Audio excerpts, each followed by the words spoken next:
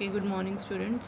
सो आज के लेक्चर में हम स्टार्ट करने वाले हैं amino acids, peptide and protein chapter. ठीक है, तो सबसे पहला टॉपिक रहेगा हमारा इसमें कि what do you mean by amino acid. देखो नाम से ही क्लियर है, अमाइनो मतलब अमीन ग्रुप, एसिड मतलब कोई ना एसिड ग्रुप। इसका मतलब वो हमारे कंपाउंड जो क्या कंटेन करते हैं, एक तो अमीनो ग्रुप कंटेन करेंगे और एक कोई ना कोई एसिडिक ग्रुप। और वो एसिडिक ग्रुप कौन सा होगा हमारा, that will be carboxylic acid.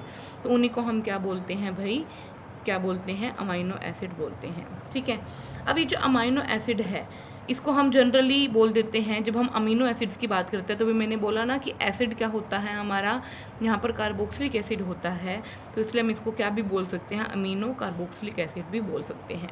ठीक है, तो इसके अंदर क्या होता है, in this acids amino group क्या होता है, अटैच होता है तो any carbon atom other than the carboxylic group. For example देखो, ये हमारा कार्बोक्सिलिक ग्रुप है,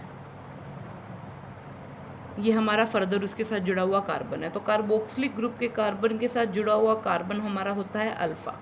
ठीक है, अगर उसके बाद आते जाएंगे कार्बन तो वो बीटा, गामा, ऐसे ऐसे हम उनको क्या देते रहेंगे, नाम लेते रहेंगे। ठीक है, तो अमाइनो एसिड के अंदर क्या होता है, एक तो कार्बोक्सिलिक ग्रुप होता है, दिस इज कार्बोक्सिलिक ग्रुप, और जो अमीनो ग्रुप होता है वो कहाँ पर अटैच होता है, इस कार्बोक्सिलिक ग्रुप के कार्बन को अगर हम छोड़ दें, बाकी आगे कोई भी कार्बन आ रहा है, चाहे वो अल्फा है, चाहे बीटा है, चाहे गामा है, किसी के साथ भी अगर हमारा क्या जुड़ा हुआ है, अमाइन ग्रुप जुड़ा हुआ है, अमीनो ग्रुप जुड़ा हुआ है, तो उसको हम क्या बोल देते हैं, अमीनो एसिड बोल देते हैं। अगर वो amino group alpha position, alpha वाले कार्बन से जुड़ा हुआ है, दैट इज अल्फा, हम बोल देते हैं कार्बोक्सिलिक अल्फा अमीनो एसिड हो जाता है। अगर यही वो आगे इस बीटा वाले से जुड़ा हुआ होता हमारा NH2, तो हम बोल देते वो हो जाता हमारा बीटा क्या, अमीनो एसिड। ठीक है, तो अगर वो अल्फा पोजीशन से जुड़ा हुआ है उसको हम बोलते हैं अल्फा अमीनो एसिड, और जैसे जैसे हम आगे बढ़ते जाएंगे तो नाम भी चेंज होते जाएंगे, बीटा, गामा, ऐसे हम क्या दे देंगे, उनको नाम दे देंगे। ठीक है, जैसे आप यहाँ देख भी पा रहे हैं, कार्बोक्सिलिक एसिड है, ये कार्बन है। ठीक है, हो जाएगा। नेक्स्ट, तो अब हमें क्या करना है, अच्छा ये जो अमाइनो एसिड हैं ये क्या होते हैं, एक मेजर रोल प्ले करते हैं, क्योंकि जो प्रोटीन्स होते हैं जो हमारी बॉडी बिल्डिंग में हेल्प करते हैं, उनकी जो बेसिक यूनिट होती है, मतलब वो जिससे जुड़कर मिलकर बने हुए होते हैं, वो क्या होते हैं, अमाइनो एसिड भी होते हैं। ठीक है, तो अब हमें जो हमने कहा कि जो प्रोटीन्स होते हैं उनकी जो बेसिक यूनिट होती है वो क्या होती हैं, अमाइनो एसिड होते हैं। और जितने भी हमारे वो अमाइनो एसिड होते हैं ना, जनरली वो कौन से अमाइनो एसिड होते हैं, वो अल्फ़ा अमीनो एसिड होते हैं। इसका मतलब उनके अंदर जो अमाइन ग्रुप कहाँ पर जुड़ा हुआ होता है, कार्बोक्सिलिक ग्रुप के कार्बन के साथ वाले कार्बन पर क्या है, वो जुड़ा हुआ होता है। ठीक है, तो उनको हम क्या बोलते हैं, अल्फ़ा अमीनो एसिड बोलते हैं। अब बात करते हैं nomenclature of alpha amino acid. जैसे अगर हम कॉमन नेम हमें मेनली याद रख रहे हैं इनके, जैसे ये है, ये दे दिया अगर आपको, तो देखो 1 2 सेकेंड पोजीशन पर अमीनो जुड़ा हुआ है तो 2 अमीनो, कौन सा एसिड आई है, 1 2 इथेन हो गया तो इथेनोइक एसिड, ये तो हो गया इसका IUPAC नेम।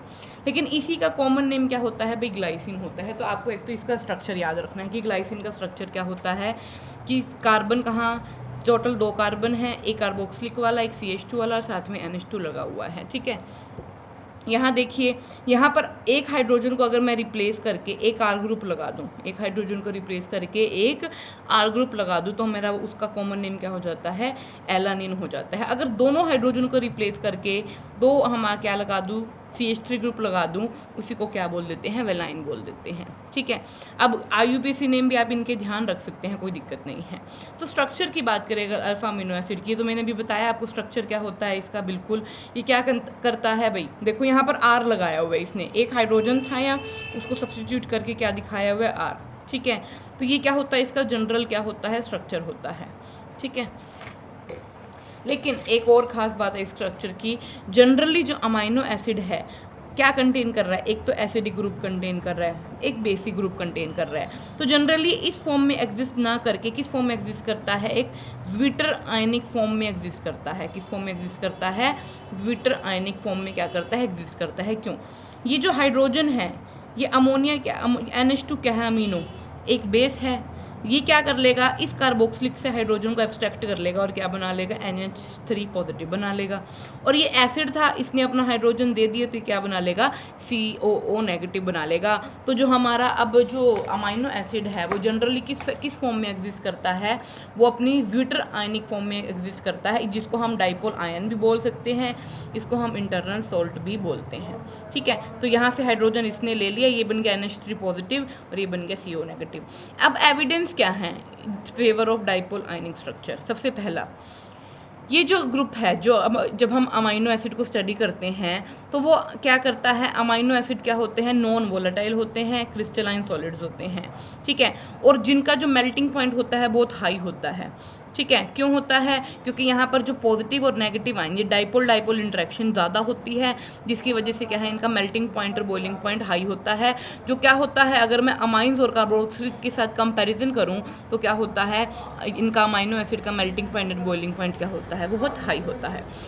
जितने भी अमीनो एसिड्स होते हैं वो जनरली इनसॉल्युबल होते हैं नॉन पोलर ऑर्गेनिक सॉल्वेंट में, बिल्कुल, क्योंकि यहाँ पर तो ये पोलर ग्रुप है और आपको पता है कि जब भी कोई पोलर ग्रुप होता है वो तो जनरली किस में डिजोल्व होता है, सॉल्यूट जाकर पोलर सॉल्वेंट में ही डिजोल्व होगा।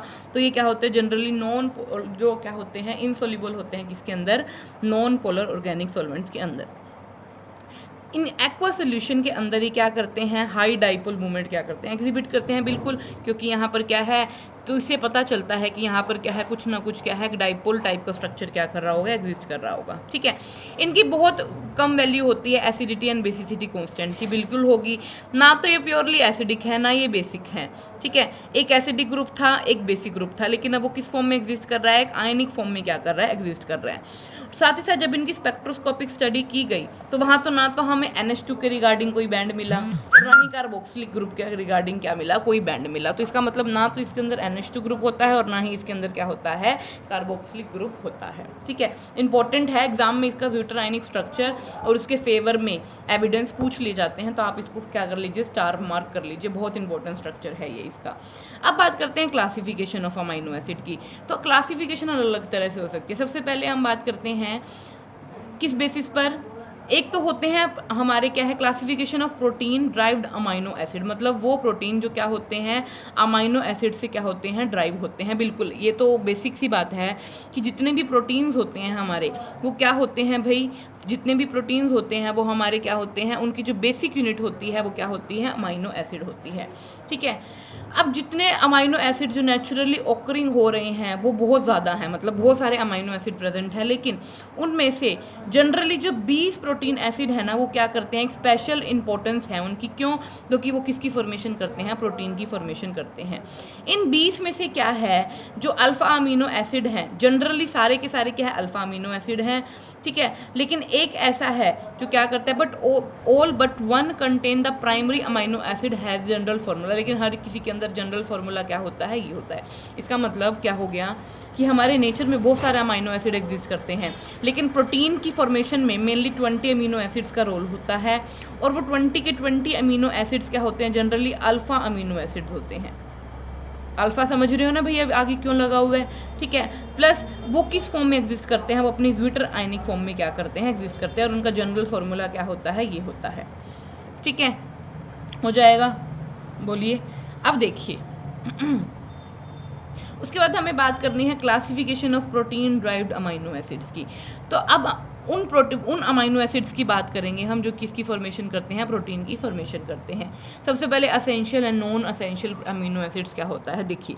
असेंशियल अमीनो एसिड्स वो एसिड्स होते हैं जिनको हमारी बॉडी सिंथेसाइज नहीं कर पाती, और उनको हमें क्या है, डाइट के थ्रू लेना पड़ता है। क्या लेना पड़ता है, हमें उन्हें डाइट के थ्रू लेना पड़ता है, मतलब जो हम खा रहे हैं वही हमें क्या दे सकते हैं, वो प्रोटीन दे सकते हैं, लेकिन वो प्रोटीन हमारी बॉडी खुद से सिंथेसाइज नहीं कर सकती। उन प्रोटीन्स को हम बोलते हैं essential amino acid. Non essential क्या होता है, वो प्रोटीन्स, ठीक है, वो अमाइनो एसिड्स जो हमारी बॉडी में ही सिंथेसाइज होते हैं। ठीक है, उनको हमें डाइट के थ्रू लेने की ज़रूरत नहीं पड़ती है, उनको हम बोलते हैं नॉन एसेंशियल अमाइनो एसिड।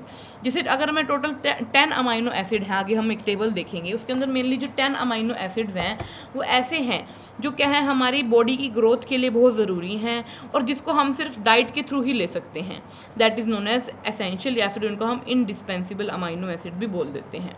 अगर कमी हो जाए हमारी बॉडी में उन एसिड्स की तो उससे हमें एक डिजीज़ हो जाती है, दैट इज़ क्वेशियोरकर। ठीक है, अच्छा, 2 डिजीज़ होती हैं, क्वेशियोरकर, एक मरासमस, दोनों ही प्रोटीन की वजह से होती हैं भाई। ठीक है, और प्रोटीन मतलब अमाइनो एसिड। आगे बात करते हैं नॉन एसेंशियल। नॉन एसेंशियल भी बता दें जो हमारी बॉडी खुद सिंथेसाइज करती है, जिसको हमें डाइट के थ्रू लेने की ज़रूरत नहीं पड़ती है। आगे और भी टाइप के हो सकते हैं हमारे, न्यूट्रल, एसिडिक और बेसिक अमाइनो एसिड भी हो सकते हैं।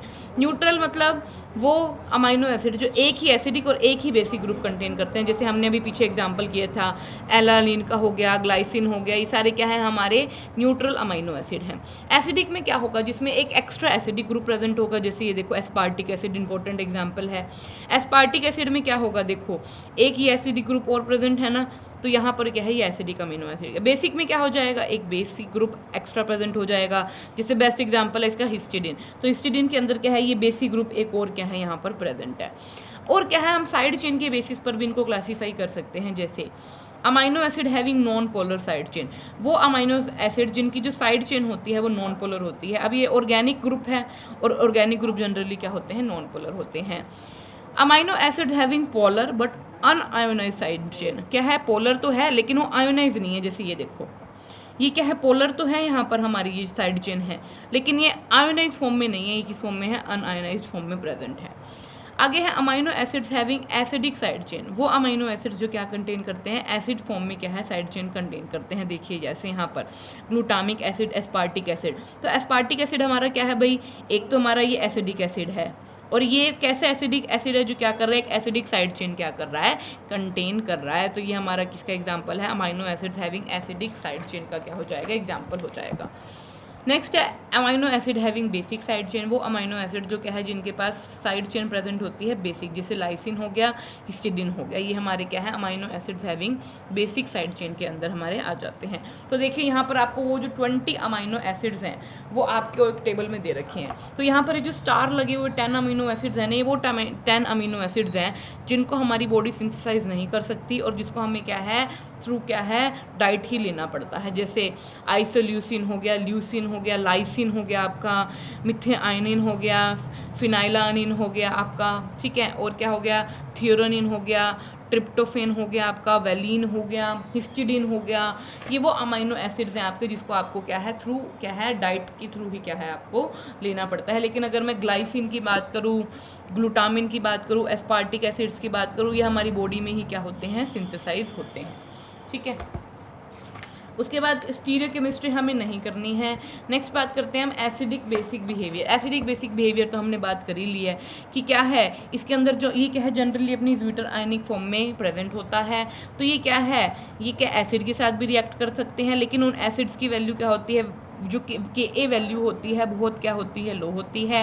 ये बेस की तरह भी बिहेव कर सकते हैं, लेकिन इनकी जो बेसिक वैल्यू होती है के बी वो भी क्या होती है, बहुत ही क्या होती है, कम होती है। जैसे अगर ये एसिडिक की तरह बिहेव करेगा तो क्या होगा, ये अगर ये एसिड की तरह बिहेव करेगा तो यहाँ पर क्या कर लेगा, यहाँ पर ये एक क्या कर देगा NH2, एक हाइड्रोजन आयन इसने यहाँ क्या कर दिया NH3 किसमें कन्वर्ट हो गया, NH2 में क्या हो गया, कन्वर्ट हो गया। एक हाइड्रोजन इसने क्या कर दिया, लूज कर लिया। अब यहाँ से अगर आप एसिडिटी कांस्टेंट निकाले क्या होगा, प्रोडक्ट अपॉन रिएक्टेंट, ये क्या आ जाएगा इसका एसिडिक कांस्टेंट। अगर जब इसके एसिडिक कांस्टेंट की वैल्यू निकाली गई तो इसके एसिडिक कांस्टेंट की वैल्यू क्या आई, बहुत ही कम आई।